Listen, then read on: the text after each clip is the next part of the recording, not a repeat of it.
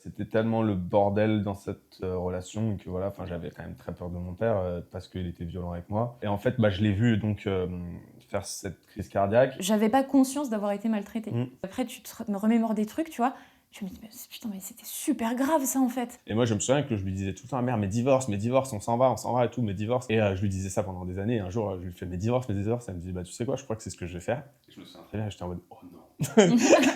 J'étais en mode, oh le con. Tu as tenu quand même à nous ramener ce livre, L'éloge de la fuite. J'aimerais que tu nous dises ce qu'il en est ressorti pour toi. Alors moi, Éloge de la fuite, c'est un livre qui m'a absolument transformé. Pourquoi ? Parce que la fuite, c'est le mouvement créateur. C'est on s'en va d'un endroit et on crée quelque chose d'autre. D'ailleurs, fuite, truite, la truite qui remonte le courant, qui vient comme ça un petit peu rechercher contre l'eau quelque chose de nouveau, un instinct créateur. D'ailleurs, Henri Labouré qui a écrit est un ami à moi qui joue au ping-pong et il a aussi cette approche dans la raquette. Il a aussi ce double jeu. Et c'est très intéressant et c'est un livre qui, moi, m'a transformé et que je conseille d'ailleurs à tous les animaux qui nous regardent.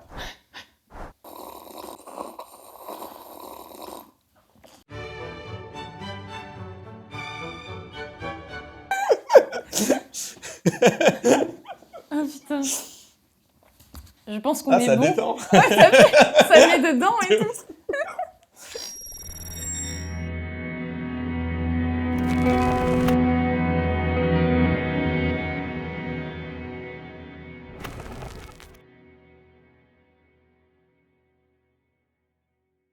Stop, je ne l'ai pas dit dans la vidéo, mais vous regardez un podcast de Madispot. C'est une association de prévention contre la violence. On fait des vidéos des fois, mais on a surtout des flyers de prévention, notamment sur les traumatismes et les conséquences de la violence. On a aussi d'autres activités à venir, enfin bref, les liens sont dans la description.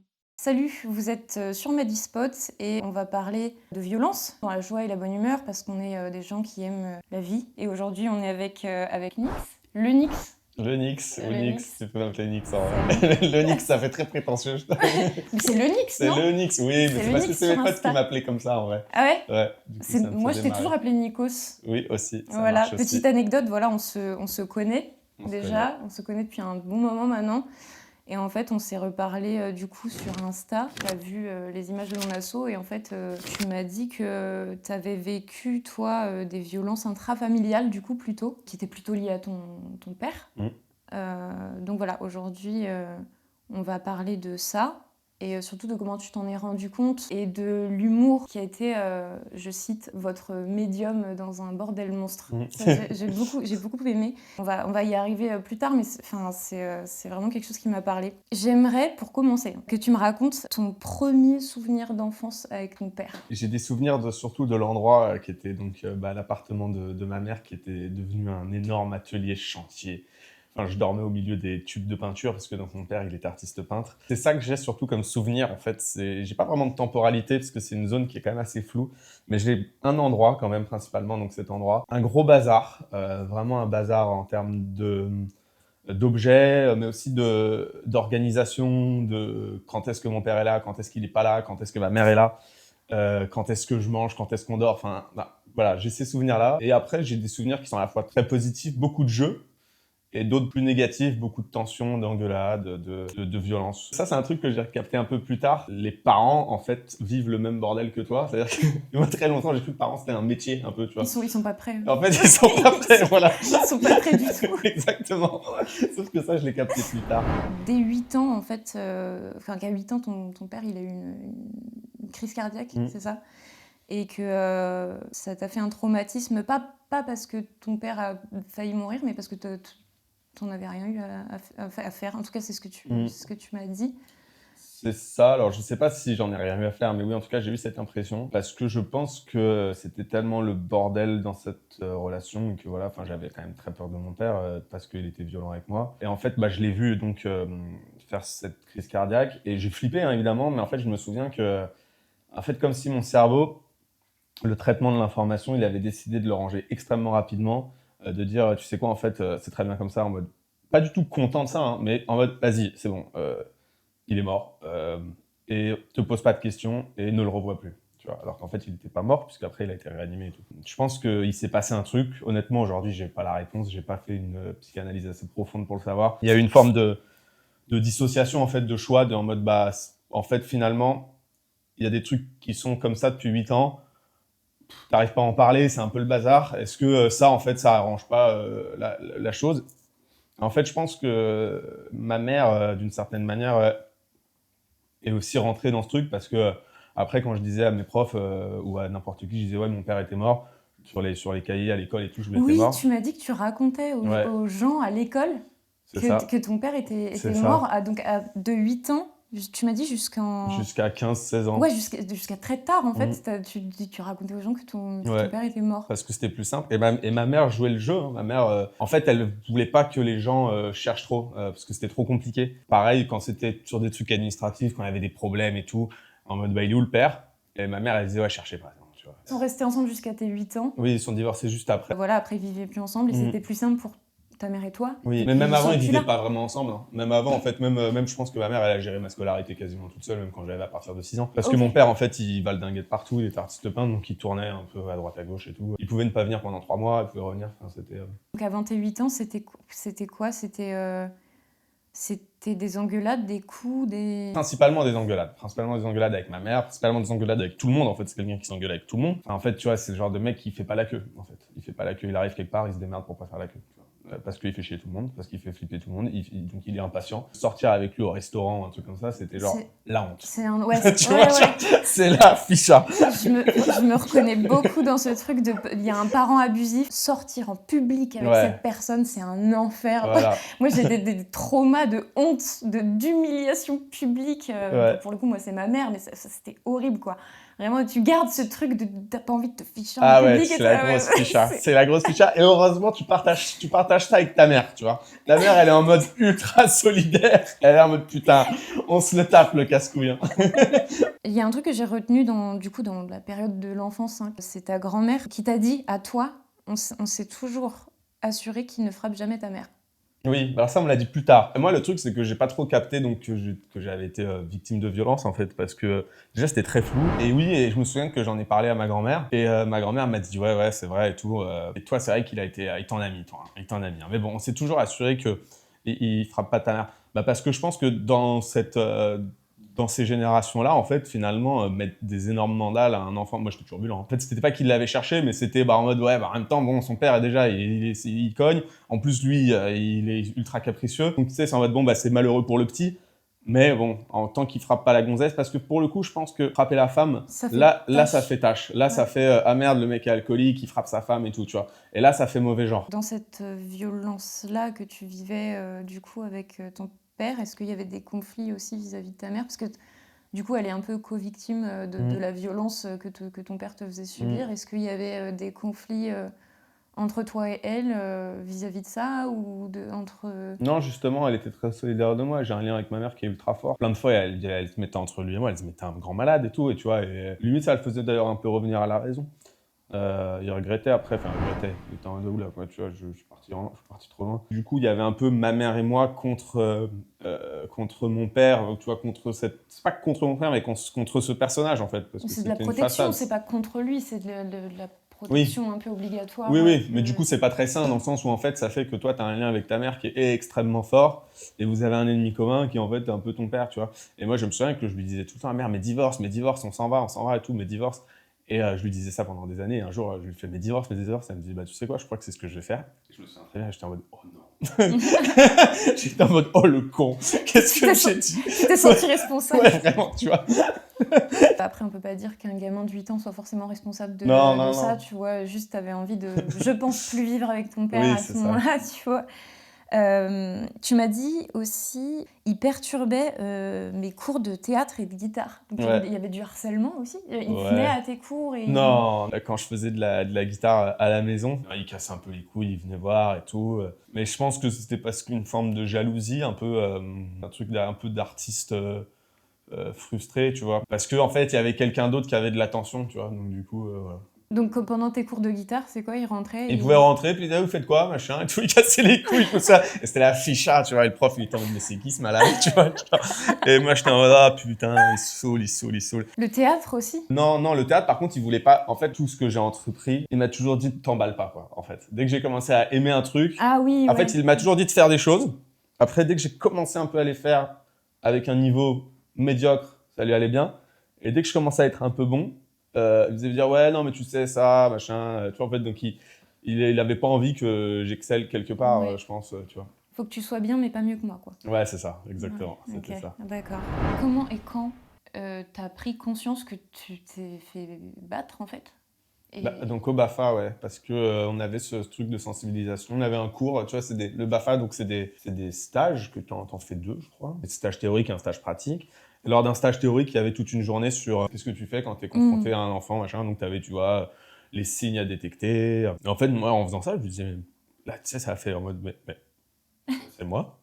Et en fait, je me souviens qu'à ce moment-là, il y a des souvenirs qui sont réapparus, qui se sont remis dans un ordre chronologique, logique, rationnel, dans le mode, mais oui, tu vois. Et en fait, ce qui m'a confirmé le truc, c'est justement ce flou total des souvenirs. Et il disait que ça pouvait faire ça et tout.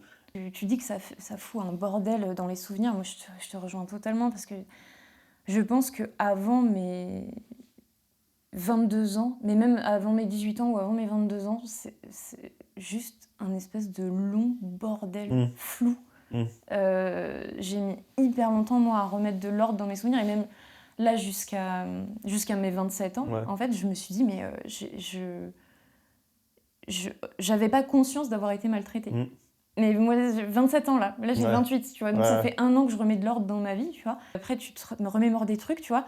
Je me dis, mais putain, mais c'était super grave ça en fait. J'ai l'impression que ça te fait aussi comprendre des trucs par rapport aux autres membres de ta famille aussi. Complètement, Leur ouais. position. En fonction de chacun. Ouais, la fonction de chacun et tout. Tu vois les gens d'une manière complètement différente en fait, et dans leur position d'adulte en fait, qui essaient de gérer des trucs. D'ailleurs, c'est ce que tu m'as dit, le fait que tu aies vécu de la violence comme ça, quand tu as compris, ça a tout changé pour toi. Le fait de l'avoir compris, oui, ça a changé parce que du coup, je me suis dit, il y a des choses qui s'expliquent et ça m'a calmé. En fait, ça m'a beaucoup calmé. Dans quel sens ça t'a calmé une colère? Je suis quelqu'un d'assez radical, je peux être violent en fait. Tu vois, quand j'étais plus jeune, j'étais un peu plus bagarreur, j'ai toujours cherché des affrontements, j'ai toujours cherché des choses même qui me mettent en danger, des trucs d'autodestruction, tu vois, j'étais très casse-cou, dans des comportements aussi de consommation, tu vois, genre des consommations excessives de drogue, d'alcool, en fait tout ce qui peut être un peu autodestructeur, c'est une forme de violence en fait, c'est tu vas chercher quelque chose qui est une violence tout Une simplement violence parce envers que toi-même du coup. ouais, c'est ça. Ouais.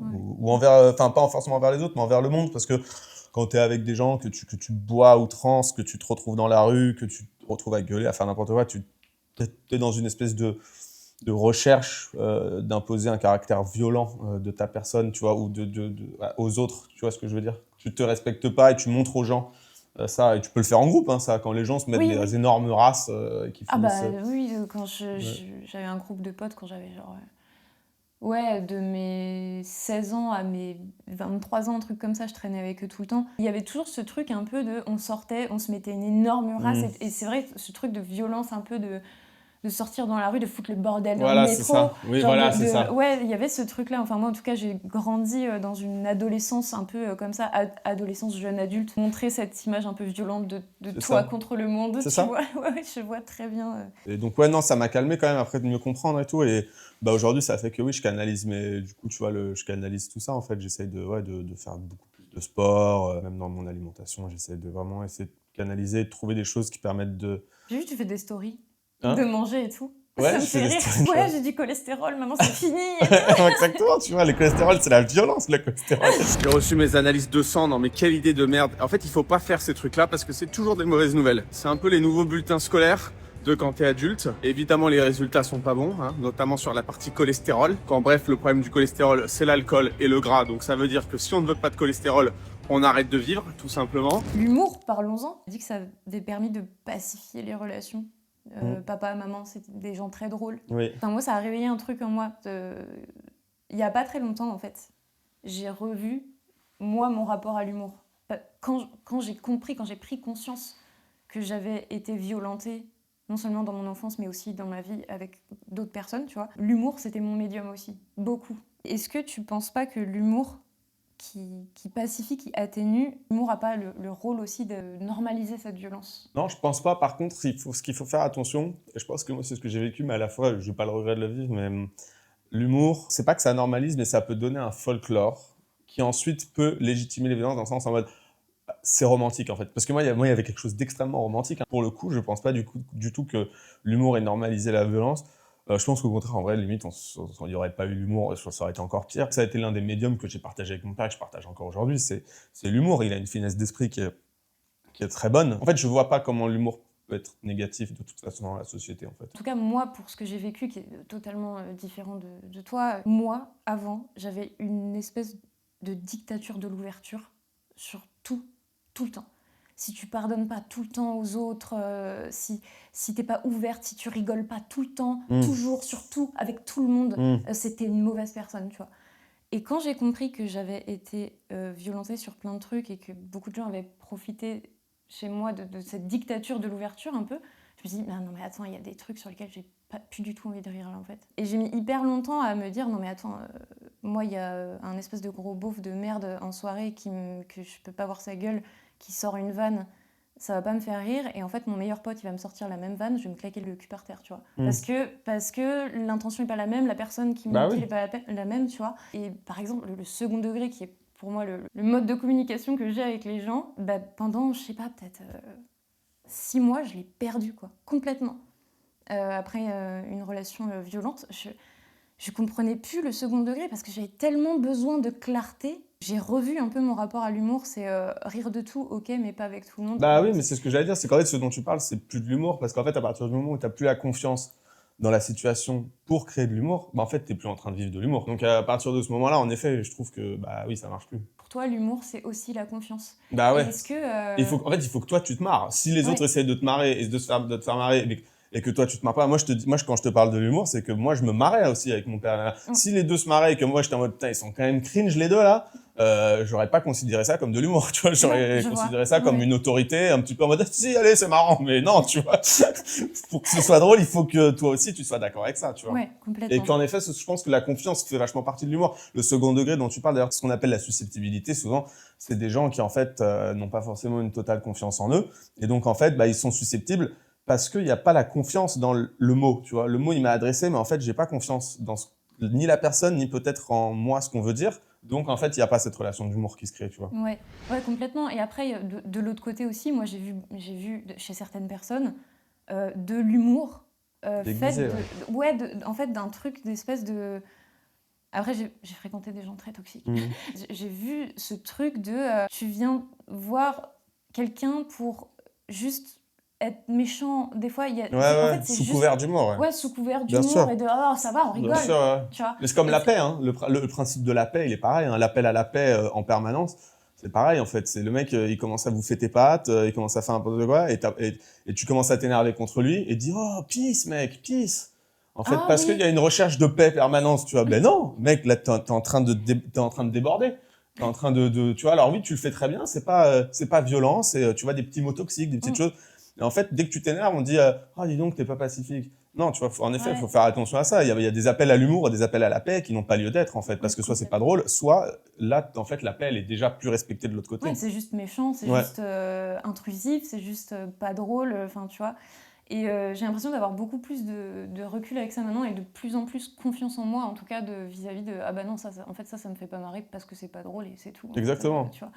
Mais oui, ouais. C'est toi qui le décides de toute façon. C'est une relation, l'humour, en fait. Ouais, complètement. Donc, si t'es pas d'accord pour être dedans, tu t'en vas et c'est tout. Moi, en tout cas, j'ai l'impression que pour certains trucs, ça a été juste un espèce de tampon avec la violence que je vivais. Mais c'est ça qui est terrible, en fait, dans la violence. C'est qu'il y a des moments merveilleux aussi, je pense. Oui. En tout cas, dans les violences intrafamiliales ou même les violences conjugales, en fait, c'est ça qui est terrible dans les relations violentes. C'est qu'il y a aussi des moments qui sont magiques. Quoi. Et c'est ce qui fait qu'on reste et qu'on accepte la violence, hein, d'ailleurs. Et qu'elle reste et qu'elle se répète. Est-ce que tu penses pas que ça, justement, ça biaise un peu, ça efface un peu ces beaux moments-là, ils ont plus la même saveur quand tu sais que la relation en elle-même, c'était une relation dominant-dominé et qu'il y avait une relation de violence, tu vois. C'est pas ma manière d'évaluer ce qu'est un beau moment, en fait. Parce que pour moi, je préfère juste me dire j'ai un souvenir qui est beau, j'ai un souvenir des fois qui était pas bon, voilà, et je me concentre là-dessus. Et puis la réévaluation de mes souvenirs, je sais pas trop, je la fais pas. Oui, non, pas la réévaluation, mais le fait justement de cette prise de conscience. En fait, c'est pas tellement les beaux moments qui restent des beaux moments pour moi, mais c'est en fait c'est la personne en elle-même que j'ai vue complètement autrement. Je sais pas si tu vois ce que je veux dire, genre quand tu ouvres les yeux sur une personne, que tu la vois d'une certaine manière et que tu peux plus refermer les yeux, tu vois. Là, je crois que j'ai pas eu ça avec mon père, je crois que c'est un peu tu le vois toujours. Ouais, je le vois toujours. Et aussi. après, en vrai, au fond de moi, je me dis, est-ce que je me biaise pas, est-ce que je m'aveugle pas? Mais c'est un choix. Mais moi, j'ai pas, en fait, je n'ai pas envie de changer de regard sur mon père. J'ai pas envie de le détester. Honnêtement, je pense que je suis extrêmement indulgent envers lui. Je pense que je pourrais être beaucoup plus lui en vouloir de plus de choses. Pour moi, je pense que ça ne m'apporterait pas grand-chose. Je pense que je suis assez équilibré aujourd'hui comme ça. Mais j'ai l'impression que ça fait aussi partie de ma mission aujourd'hui d'accompagner cet homme qui a maintenant 82 ans, qui est tout seul. Je vois ce que tu veux dire, tu vois, en mode réévaluer et changer. Et en fait, c'est limite, je vais te dire, c'est même pas que j'ai pas envie, c'est que j'en ai très peur, en fait. Je te parle pas forcément de détester les gens, parce que ça sera forcément péjoratif de toujours Mm. détester quelqu'un, mais juste de dire, d'avoir une vision juste de la chose, tu vois, de dire, ah non, mais en fait, ça, c'était juste pas bien, c'était Ouais. pas normal, c'était pas ok du tout. La personne, si elle a envie de s'en rendre compte, c'est bien pour elle. C'est vraiment la chose qu'on leur souhaite, tu vois. Est-ce que ton père, il s'est rendu compte de ce qu'il t'a fait, ou est-ce que vous en avez reparlé Mm. à un moment ou... Non, non, et je pense que je lui en parlerai jamais, il m'en a jamais parlé, il sait, je sais, et il voit très bien. En fait, c'est pour ça que j'aime pas parler comme ça, mais je pense qu'il faut parler comme ça parce que la relation est comme ça, même si j'aime pas qu'elle soit comme ça. Mm. Mais je pense que j'ai gagné d'une certaine manière. Oui. Donc, Ah bah très bonne transition, merci. Tu m'as dit qu'un jour, t'avais pris le dessus physiquement. oui, quand j'étais plus jeune, j'avais pris le dessus physiquement. Ouais. Il Ouais. avait insulté ma mère. Et j'étais jeune adolescent, donc ouais, je commençais à devenir plus costaud. Et ouais, j'avais pris le dessus physiquement et je lui ai fait peur. Et je me souviens qu'à partir de ce moment-là, déjà, ça a changé pas mal de choses. Et puis après, en fait, je pense que le fait qu'il voit que d'année en année, bah en fait, je fasse des efforts en fait pour le voir, pour lui parler. En parallèle, il y a eu un mouvement où lui, bah en fait, il a perdu son frère, il a perdu sa mère, il a perdu un peu. Je suis devenu un peu son seul lien affectif aussi. Donc une forme de dépendance sur laquelle moi je veux pas jouer, mais qui est là, et donc qui fait qu'en fait aussi il s'est calmé, hein, tu vois. Il peut plus se permettre en fait de faire le con. Et il y a un peu une prise de dessus, et c'est ce qui me fait vraiment chier d'une certaine manière. Tu m'avais parlé justement de cette admiration un peu mutuelle au final que vous avez l'un pour l'autre. Tu m'as dit, ouais, voilà, moi c'est mon père, il a 82 ans maintenant, de temps en temps je mange avec lui, et c'est distrayant pour moi d'avoir de temps en temps un mec comme ça avec qui manger, qui a eu une vie romanesque de peintre et tout. Ouais, distrayant et même enrichissant. Et à côté de ça, tu m'as dit, voilà, c'est juste quelqu'un qui s'est juste jamais posé la question de sa relation aux autres. En fait, j'ai l'impression que tu le prends un peu pour un PNJ aussi, tu vois. Justement, enfin, vu le bordel que ça a été, il y a un moment où, de manière très instinctive, je me suis dit, ok, qu'est-ce que je fais de cette ressource, en fait, dans le sens où ma vie, bah, j'ai cet homme-là, qui est mon père, qui honnêtement n'a pas du tout été au niveau tout le début. J'ai une lacune que j'ai ressentie dans plein de domaines de ma vie. Il est là, discute avec lui, vois-le comme aussi quelqu'un qui peut t'apprendre des choses parce que bah il a une vie intéressante. Faut juste le prendre avec du recul et un certain regard. Et ouais, voilà, tu vois. Du coup, oui, comme quand tu dis PNJ, oui, c'est aussi bah en fait, enfin, je sais pas, tous les gens essayent d'être enrichis par leur père. Moi, j'essaye aussi, mais à ma manière, tu vois. Parce qu'il l'a pas fait convenablement avant. Tu m'as dit que tu avais pris le dessus plutôt jeune. Du coup, en tant qu'adulte, tu as pu créer une espèce de relation avec lui, Oui. ou tu as pu... ouais, ok. Ouais, c'était d'accord. beaucoup plus pacifié à partir de Ouais. l'adulte. En fait, l'âge adulte, c'est beaucoup mieux passé. L'âge adulte, j'ai juste eu le daron un peu chiant, tu vois. Tu fais son petit caca de temps en Voilà, temps, ouais, voilà. exactement. Je vois très bien. Je vois Le très bien. caca nerveux de Puis toi, t'es habitué, tu fais bon, Ah voilà. oui, voilà, tu fais son connais très caca, bien. bah, Voilà, ouais, c'est ça, tu vois. ouais, non, Et, mais je vois. et plus ça passe, plus en fait, en plus, bah, ça devient un monsieur un peu âgé. Donc, tu vois, même quand je viens avec ma copine et tout, elle sait le prendre aussi. Enfin, et voilà, tu vois, ça devient une figure romanesque au bout d'un moment, tu vois. On pardonne Ouais. plus facilement. Un PNJ, quoi. Ouais, puis- Conséquences sur ta vie d'adulte, est-ce qu'il y en a encore aujourd'hui de cette relation-là? Est-ce que tu as eu un suivi psychologique? Je peux pas dire que j'ai fait un énorme travail dessus, en termes de suivi psychologique. Après, les conséquences, bah ouais, je pense qu'il y en a. J'ai des comportements très radicaux dans certaines choses que j'essaie aujourd'hui de canaliser à fond. J'ai de l'anxiété pas mal, donc un petit trouble anxieux que j'essaie aussi de canaliser, qui à mon avis vient de là, qui à mon avis vient plutôt de l'épisode de sa mort en fait, parce que je pense que j'ai fait vraiment, enfin le fait de voir quelqu'un à cet âge-là faire un arrêt cardiaque et tout dans des conditions comme ça, je pense que ça m'a vraiment retourné. Le fait que ma mère en fait est partie après, tu vois, ma mère en fait il est tombé dans la cuisine, donc vraiment un homme qui convulse, hein, qui fait un arrêt cardiaque. Elle m'a donné son pouls, donc j'avais 8 ans. Il était par terre avec de l'eau qu'il y avait partout dans la cuisine. Elle m'a dit reste là, j'appelle les secours. Et je suis resté, je sais pas combien de temps, avec mon père en train de convulser. Et je pense que ça m'a fait vriller. Vraiment, je pense que j'ai eu un énorme choc traumatique mais je pense que cet événement-là, il m'a fait des choses physiques. tu vois. Il m'a fait des choses vraiment physiques. Ouais, il t'a Donc, marqué. il faudrait que je le travaille, c'est ce que je dis depuis des années, mais bon. Mais bon, on continue à prendre de la haine. Voilà.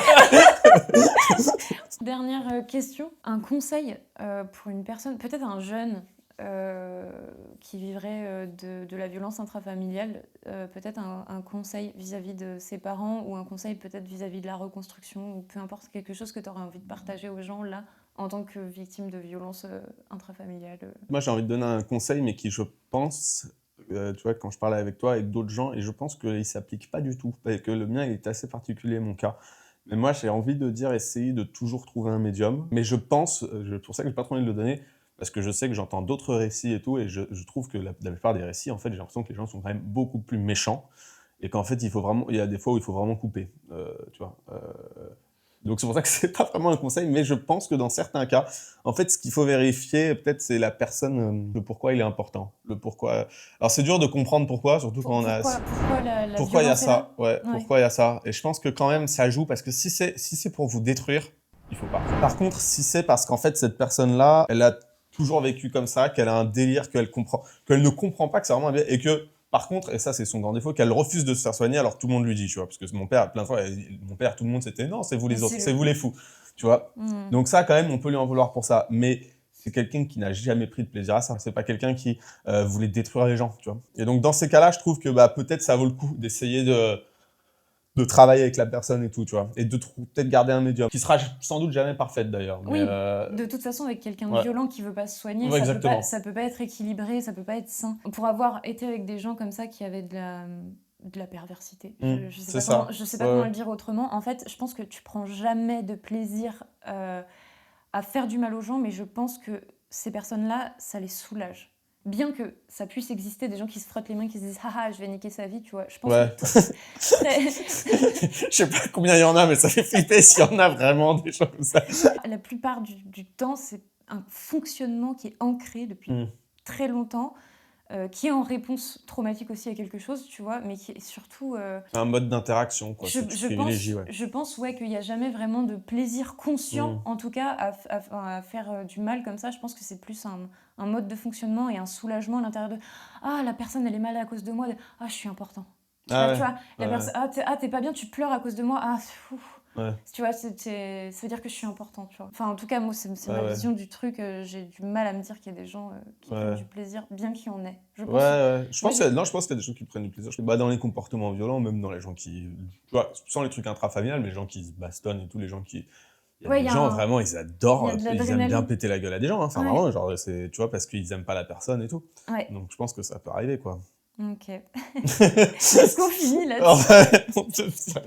On finit, voilà. Le monde, c'est de la merde. Abonnez-vous. Mais en tout cas, merci d'être venu partager ton histoire. Merci beaucoup. Merci à toi de m'avoir reçu. Merci à vous d'être resté jusqu'au bout. Vous abonnez pas, j'en ai rien à foutre. Par contre, dans la description, je vais mettre un lien pour notre association Madispot, un lien vers un Tipeee, vers notre Tipeee. Comme ça, on pourra manger votre argent et faire caca des billets. Vous êtes 2000 maintenant, plus de 2000 sur ma page Insta. Venez ici, regardez les vidéos, elles sont aussi pour vous. Merci d'être de plus en plus nombreux. Et voilà. Tu vas m'entendre manger un crocopic au micro là. Tu sais pourquoi? Parce que c'est génial, c'est ton micro, ça c'est mon micro, et en fait on n'entend pas, et ça c'est formidable. Ça prend le son ici, on n'entend même pas la réverb horrible qu'il y a dans mon appartement. Parce que là j'ai fait une dégustation de crocopic. À mon avis, t'as tous les déglutissements. Yes. J'ai un cerf là, un crocopic incroyable aussi. C'est ça. Attends, je mange mon truc. Moi aussi. Non, pas grave. C'est super dur à manger en fait. Ça dure longtemps, hein. J'ai tellement mal, je vais me chier dessus. Tu filmes ça, c'est pas marrant ça. Ça, c'est une bonne intro. C'est enregistré. C'est enregistré. Si ça rentre pas bien, je mets ça. Si l'impro rend pas bien, tu mets direct ça. Et ça, j'ai entendu un bruit, tu doutes. C'est le mien. C'est le tien. C'est ça que c'est censé faire. Et si ça coupe, ça fait le bruit, mais là non.